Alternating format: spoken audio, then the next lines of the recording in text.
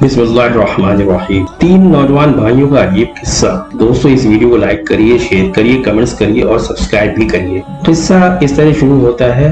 صدقہ بن مرداس نے اپنے والد سے روایت کی ہے کہ انطاکیہ کے مضافات میں نے ایک اونچی جگہ پر 3 قبریں دیکھی۔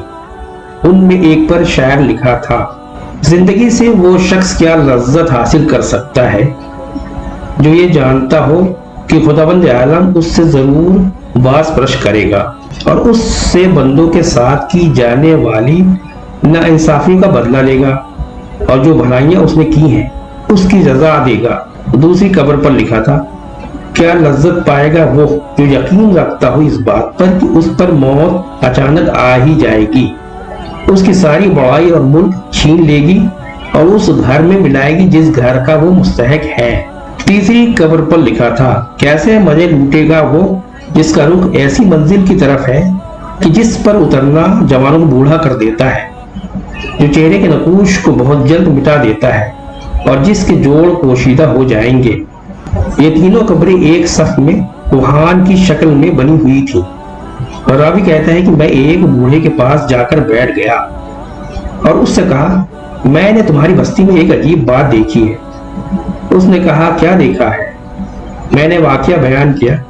اس بوڑھے شخص نے کہا کہ ان کا قصہ اس سے زیادہ تعجب خیز ہے کہ تم نے ان کی قبروں پر دیکھا ہے۔ میں نے کہا: سناؤ کیا ہے؟ اس نے کہا: یہ 3 بھائی تھے، ان میں سے ایک بڑا عہدیدار تھا جو بادشاہ کے ساتھ رہتا تھا اور شہروں اور لشکروں کے انتظام پر مامور تھا۔ دوسرا ایک مالدار تاجر تھا، وہ بھی بادشاہ کے خاص لوگوں میں سے تھا۔ تیسرا ایک عبادت گزار شخص تھا جو عبادت کے لیے اپنے آپ کو فارغ کیے ہوئے تھا۔ اس عبادت گزار کی موت قریب آئی تو اس کے بھائی کے پاس جمع ہو گئے اور وہ سلطان کا مصاحب ہمارے علاقوں کا والی تھا۔ عبد الملک بن مروان نے اس کو والی بنایا تھا اور وہ ایک ظالم جابر اور لٹیرا تھا۔ یہ دونوں اپنے عابد بھائی کے پاس آئے۔ جب اس کا آخری وقت تھا، دونوں نے اس عابد سے کہا کہ کچھ وصیت کر لو۔ اس نے کہا: اللہ کی قسم میرے کوئی مال نہیں ہے کہ میں کچھ وصیت کروں، نہ میرا کسی پر قرض ہے جس کے لیے وصیت کروں، اور میں نے دنیا میں کوئی چیز ایسی نہیں چھوڑی جس کا مجھے لوٹنے کا اندیشہ ہو۔ عہدیدار بھائی نے کہا: اے میرے بھائی، یہ میرا مال تیرے سامنے ہے، اس میں جو چاہے کہو اور جو دل چاہے وصیت کرو۔ اس نے رخ پھیر دیا۔ تاجر بھائی نے کہا: میرے بھائی، تجھے میری کمائی اور کثرت دولت کا پتہ ہے، شاید تیرے دل میں کسی بھلائی کا ارمان رہ گیا ہو جو جس کو مال خرچ کیے بغیر حاصل نہ کیا جا سکتا ہو۔ یہ میرا مال ہے، اس میں جو چاہو حکم کرو، اس کو پورا کروں گا۔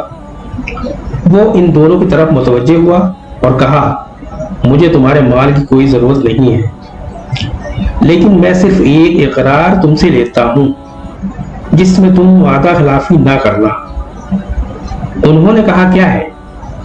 اس نے کہا: جب میں مر جاؤں تو مجھے غسل دو اور کفن پہنا کر ایک اونچی زمین پر دفن کر دو اور میری قبر پر لکھ دینا: زندگی سے وہ شخص کیا مزہ لے سکتا ہے جو یہ جانتا ہو کہ خداوند عالم اس سے باز پرش کرے گا اور اس سے بندوں کے ساتھ ناانصافی کا بدلہ لے گا اور نیکیوں کی جزا دے گا۔ جب یہ کام کر دو تو روزانہ میری قبر پہ آیا کرنا، شاید تمہیں نصیحت نصیب ہو۔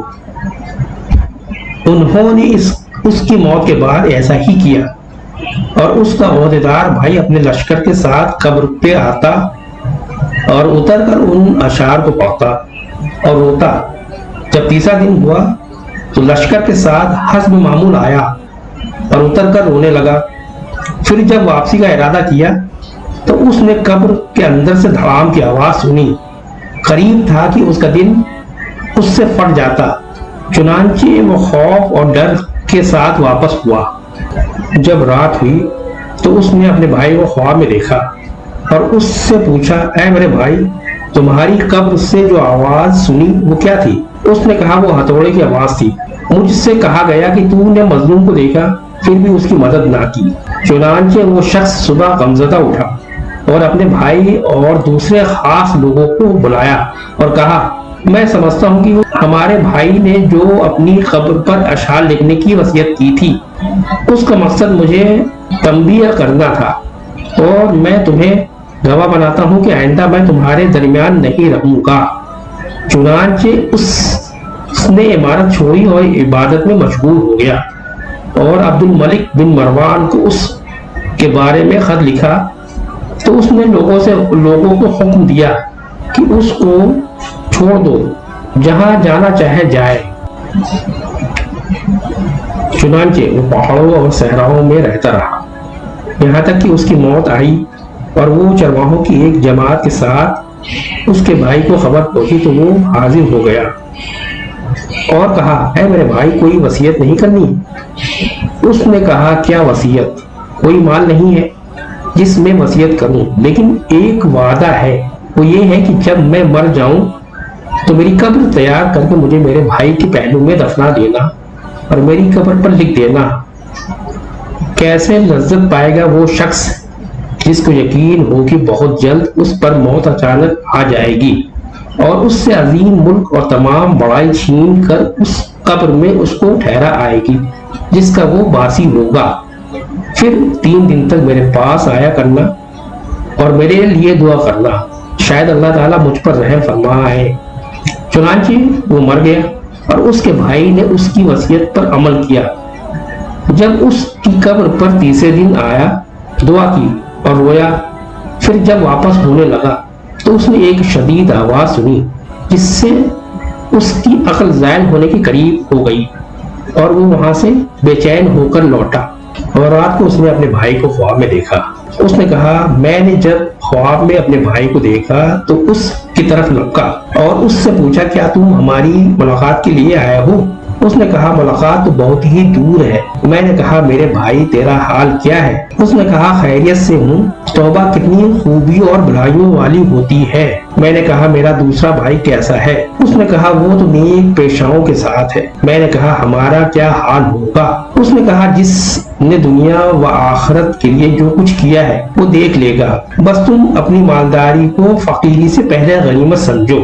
راوی کا بیان ہے کہ اس نے دنیا سے کنارہ کشی اختیار کر لی، اپنے مال کو تقسیم کیا، جائیداد بانٹ دی اور اللہ تعالیٰ کی عبادت میں لگ گیا۔ اس کا ایک بیٹا بڑا ہو کر ایک خوبصورت اور باکمال نوجوان بنا، تجارت شروع کی، یہاں تک کہ تجارت میں ایک اہم مقام حاصل کیا۔ اس کے باپ کی موت قریب آئی۔ اس نے اپنے باپ سے کہا، ابا جان، وصیت نہیں کرنی؟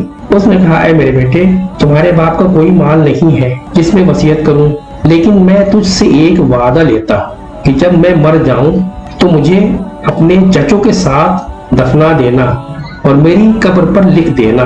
کیسے مزے لے سکے گا زندگی سے وہ جس کا رخ ایسی قبر کی طرف ہو جس کی گھاٹ نوجوان کو بوڑھا کر دیتی ہے اور چہرے کا رنگ اڑا دیتی ہے اور جلدی جلدی جسم اور جوڑوں کو پوشیدہ کر دیتی ہے۔ جب یہ کرو تو اس کے بعد 3 دن تک میرے پاس آ جایا کرنا اور میرے لیے دعا کرنا۔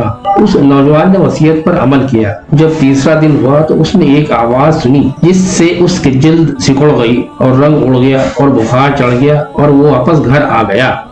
رات کو خواب میں اس کا باپ آیا اور کہنے لگا، میرے بیٹے، تم ہمارے پاس آنے سے نزدیک ہو اور موت قریب تر ہے، تیز تم اپنی سفر کی تیاری کر لو اور کوچ کا بندوبست کرو اور اپنا سامان اس گھر سے باندھ لو جس سے تمہیں نکلنا ہے، اس گھر کی طرف جس میں تمہیں جانا ہے، اور دھوکے میں نہ رہو کہ لمبی لمبی امیدیں لگا کے جیسے تم سے پہلے لوگ دھوکے میں رہے اور اپنی آخرت کے معاملے میں کوتاہی کی۔